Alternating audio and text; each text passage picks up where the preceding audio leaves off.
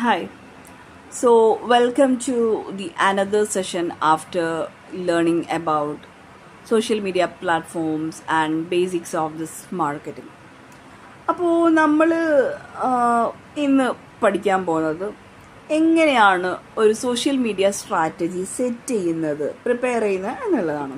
അപ്പോൾ ഇതുവരെ നമ്മൾ സോഷ്യൽ മീഡിയ മാർക്കറ്റിങ്ങിൻ്റെ ബേസിക് ആയിട്ടുള്ള കാര്യങ്ങളും ഡിഫറെൻ്റ് ആയിട്ടുള്ള പ്ലാറ്റ്ഫോംസും നമ്മൾ മനസ്സിലാക്കി.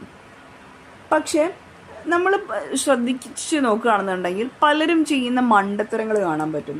സോഷ്യൽ മീഡിയയിൽ പോസ്റ്റുകൾ റാൻഡം ആയിട്ട് ഇടും. അതായത് ഒരു ദിവസം ഒരു പോസ്റ്റ്, പിന്നെ രണ്ടാഴ്ച ഒന്നുമില്ല, പിന്നെ എപ്പോഴെങ്കിലും ഒരു പോസ്റ്റ്, പ്രത്യേകിച്ച് ഇന്ന സമയം എന്നൊന്നുമില്ല. അപ്പം ഇങ്ങനെ ഒരു കൺസിസ്റ്റൻസി ഇല്ലാതെ ചെയ്തു കഴിഞ്ഞാൽ സോഷ്യൽ മീഡിയയിൽ ഒരു വളർച്ച ഉണ്ടാകത്തില്ല. അങ്ങനെയുള്ളൊരു സാഹചര്യത്തിലാണ് നമുക്കൊരു സോഷ്യൽ മീഡിയ സ്ട്രാറ്റജി ആവശ്യമായിട്ട് വരുന്നത്. സോഷ്യൽ മീഡിയ സ്ട്രാറ്റജി എന്ന് പറയുന്നത് കൃത്യമായി പറയുകയാണെങ്കിൽ അത് ഇറ്റ്സ് എ പ്ലാൻ. എന്ത് പോസ്റ്റ് ചെയ്യണം, ആർക്ക് വേണ്ടി പോസ്റ്റ് ചെയ്യണം, എന്ത് ലക്ഷ്യത്തോടെ ചെയ്യണം എന്നതിൻ്റെ ഒരു വ്യക്തമായ പ്ലാൻ. അപ്പോൾ നമ്മളിന്ന് പഠിക്കാൻ പോകുന്നത് സോഷ്യൽ മീഡിയ സ്ട്രാറ്റജി സെറ്റ് ചെയ്യാൻ ഗോൾസ് എങ്ങനെ സെറ്റ് ചെയ്യാം, ടാർഗറ്റ് ഓഡിയൻസിനെ എങ്ങനെ കണ്ടെത്താം, കോമ്പറ്റീറ്റർ അനാലിസിസ് എങ്ങനെ ചെയ്യാം, കോണ്ടന്റ് പില്ലേഴ്സ് എങ്ങനെ ഉണ്ടാക്കാം, മന്ത്ലി കോണ്ടന്റ് പ്ലാനിങ് എങ്ങനെ ചെയ്യാം എന്നതിനെ കുറിച്ചിട്ടാണ്. അപ്പോൾ നമുക്ക് ആദ്യം തന്നെ മാർക്കറ്റിംഗ് ഗോൾസിനെ പറ്റി നോക്കാം. ഒരു സോഷ്യൽ മീഡിയ പേജ് തുടങ്ങുന്നതിന് മുമ്പ് ഏറ്റവും പ്രധാനപ്പെട്ടത് ഗോളാണ്. നിങ്ങൾ എന്തിനാണ് സോഷ്യൽ മീഡിയ ഉപയോഗിക്കുന്നതെന്ന് ആദ്യം തന്നെ തീരുമാനിക്കണം. ചില നോർമൽ ഗോൾസ് എന്ന് പറയുന്നത് brand awareness, leads generation, product sales, community building, personal branding എന്നിവയൊക്കെയാണ് നോർമലി കാണുന്ന ഗോൾസ്. അതായത് ഒരു ട്യൂഷൻ സെൻറ്റർ ഉണ്ടെങ്കിൽ അവരുടെ ഗോൾ എന്ന് പറയുന്നത് സ്റ്റുഡൻറ്റ് അഡ്മിഷൻസ് ഇൻക്രീസ് ചെയ്യുന്നതായിരിക്കും. ഒരു ബേക്കറി ഉണ്ടെങ്കിൽ അവരുടെ ഗോള് cake orders or pastries orders increase ചെയ്യാമെന്നായിരിക്കും. ഒരു ട്രെയിനർ ആണെങ്കിൽ അവരുടെ ഗോൾ എന്ന് പറയുന്നത് ഓൺലൈൻ കോഴ്സസ് കൂടുതലായിട്ട് സെല് ചെയ്യാം എന്നുള്ളതായിരിക്കും. അപ്പം ഗോൾ എന്താണെന്ന് ക്ലിയർ ആയി കഴിഞ്ഞാൽ സ്ട്രാറ്റജി സെറ്റ് ചെയ്യൽ കുറച്ചുകൂടി ഈസി ആയിരിക്കും. അപ്പം ഇതിൽ ഇനി അടുത്ത വിഷയം എന്ന് പറയുന്നത് ടാർഗറ്റ് ഓഡിയൻസിനെ ഐഡൻറ്റിഫൈ ചെയ്യുക എന്നുള്ളതാണ്. ടാർഗറ്റ് ഓഡിയൻസ് എന്നത് നിങ്ങളുടെ പ്രൊഡക്റ്റ് അല്ലെങ്കിൽ സർവീസ് വാങ്ങാൻ സാധ്യതയുള്ള ആളുകളാണ്. പല ബിഗിനേഴ്സും ചെയ്യുന്ന തെറ്റാണ് എല്ലാവർക്കും വേണ്ടി ജനറിക് ആയിട്ടൊരു കോണ്ടന്റ് ഉണ്ടാക്കുക എന്നുള്ളത്. പക്ഷേ മാർക്കറ്റിങ്ങിൽ ശരിക്കും ഒരു പ്രിൻസിപ്പിൾ ഉണ്ട്. If you try to reach everyone you reach no one. അപ്പം ടാർഗറ്റ് ഓഡിയൻസിനെ കണ്ടെത്താൻ കുറച്ച് ക്വസ്റ്റ്യൻസ് നമുക്ക് ചോദിക്കാം. അവരുടെ ഏജ് ഗ്രൂപ്പ് ഏതാണ്, അവർ ഏത് ലൊക്കേഷനിലാണ് ഉള്ളത്, അവർക്ക് എന്ത് ഇൻട്രസ്റ്റ് ആണുള്ളത്, അവർ എന്ത് പ്രോബ്ലംസ് ആണ് ഫേസ് ചെയ്യുന്നത്. ഒരു ഉദാഹരണം പറയാം. ഒരു സ്പോക്കൺ ഇംഗ്ലീഷ് കോഴ്സിൻ്റെ ടാർഗറ്റ് ഓഡിയൻസ് എന്ന് പറയുന്നത് മോസ്റ്റ്ലി സ്റ്റുഡൻസ്, അല്ലെങ്കിൽ ജോബ് സീക്കേഴ്സ്, അല്ലെങ്കിൽ പ്രൊഫഷണൽസ്. അപ്പം ഈ ഓഡിയൻസിൻ്റെ പ്രോബ്ലംസ് എന്തൊക്കെയാണ് നോക്കാം. ഒന്നുകിൽ ഇംഗ്ലീഷ് സംസാരിക്കാൻ കോൺഫിഡൻസ് ഇല്ല, അല്ലെങ്കിൽ ഇൻ്റർവ്യൂ ഫിയർ ആയിരിക്കാം, അല്ലെങ്കിൽ കമ്മ്യൂണിക്കേഷൻ പ്രോബ്ലംസ് ആയിരിക്കാം. അപ്പം ഈ പ്രോബ്ലം എന്താണെന്ന് മനസ്സിലാക്കി കഴിഞ്ഞാൽ നമുക്ക് അതിനനുസരിച്ച് ഒരു കോണ്ടന്റ് ക്രിയേറ്റ് ചെയ്യാൻ എളുപ്പമാവും.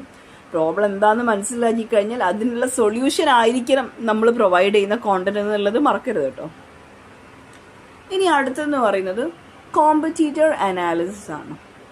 ഈ മാർക്കറ്റിംഗ് സ്ട്രാറ്റജി ഉണ്ടാക്കുമ്പോൾ കോമ്പറ്റീറ്റേഴ്സിനെ നോക്കുന്നത് വളരെ ഇമ്പോർട്ടൻ്റ് ആണ്. കോമ്പറ്റീറ്റേഴ്സ് എന്നുള്ളത് ഒന്നുകിൽ നിങ്ങളുടെ സമാനമായ സർവീസസ് അല്ലെങ്കിൽ അതേപോലത്തെ പ്രൊഡക്ട്സ് ഓഫർ ചെയ്യുന്ന ബിസിനസ്സസ് ആണ്.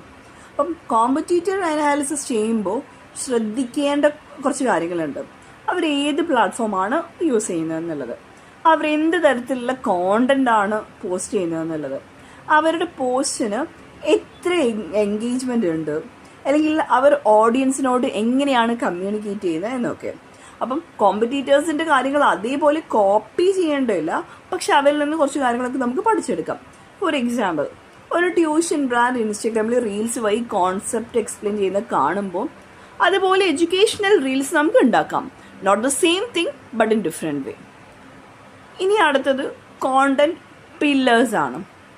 ഇപ്പം ഇതൊരു ഇമ്പോർട്ടൻറ്റ് കോൺസെപ്റ്റ് ആണ്. കോണ്ടന്റ് പില്ലേഴ്സ് എന്നുള്ളത് ഒരു പേജിൽ സ്ഥിരമായിട്ട് ഷെയർ ചെയ്യുന്ന പ്രധാനപ്പെട്ട കോണ്ടന്റ് കാറ്റഗറീസ് ആണ്. ഒരു ബിസിനസ് പേജിൽ സാധാരണയായിട്ടൊരു 3 to 5 വരെയുള്ള കോണ്ടന്റ് പില്ലേഴ്സ് ഉണ്ടാവും. ഫോർ എക്സാമ്പിൾ, ഒരു ഡിജിറ്റൽ മാർക്കറ്റിംഗ് ട്രെയിനറിൻ്റെ ഒരു കോണ്ടന്റ് പില്ലേഴ്സ് എന്ന് പറയുന്നത് education, tips and tricks, case studies, motivation, promotions. ആദ്യം പഠിപ്പിക്കുക, പിന്നെ ടിപ്സ് കൊടുക്കുക, പിന്നെ കുറച്ച് ക്ലയൻസിനെ അറ്റൻഡ് ചെയ്യുക, ആളുകളെ കുറച്ച് മോട്ടിവേറ്റ് ചെയ്യുക, കുറച്ച് പ്രൊമോഷണൽ വർക്ക്സ് ചെയ്യുക. ഇങ്ങനെയുള്ള ഈ ഒരു 5 സെറ്റ് ആയിരിക്കും ഒരു ഡിജിറ്റൽ മാർക്കറ്റിംഗ് ട്രെയിനറുടെ കോണ്ടന്റ് പില്ലേഴ്സ് എന്ന് പറയുന്നത്. ഒരു ബേക്കറി പേജിൻ്റെ കോണ്ടന്റ് പില്ലേഴ്സ് എന്ന് പറയുന്നത് എൻ്റയർലി ഡിഫറെൻ്റ് ആയിരിക്കും. പ്രോഡക്റ്റിൻ്റെ photos, behind the scenes, customer reviews, baking tips, offers and promotions. അപ്പോൾ കോണ്ടന്റ് പില്ലേഴ്സ് ഉണ്ടെങ്കിൽ നമുക്ക് കോണ്ടന്റ് പ്ലാനിങ് വളരെ എളുപ്പമായിരിക്കും. ഇനി നമുക്ക് മന്ത്ലി കോണ്ടന്റ് പ്ലാനിങ് എന്താണെന്ന് പറയാം. അതായത് കോണ്ടന്റ് കലണ്ടറിനെ കുറിച്ച് നോക്കാം. കോണ്ടന്റ് കലണ്ടർ എന്നത് ഏത് ദിവസം ഏത് കോണ്ടന്റ് എപ്പോൾ എങ്ങനെ പോസ്റ്റ് ചെയ്യണം എന്നതിൻ്റെ ഒരു പ്ലാനാണ്.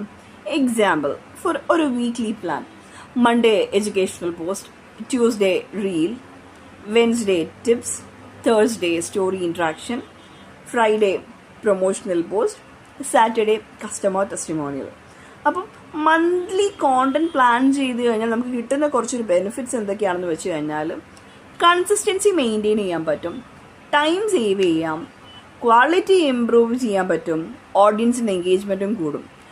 റാൻഡം പോസ്റ്റിങ്ങിനേക്കാളും വളരെ വളരെ നല്ലതും മികച്ചതും പ്ലാൻഡ് പോസ്റ്റിംഗ് ആണ്.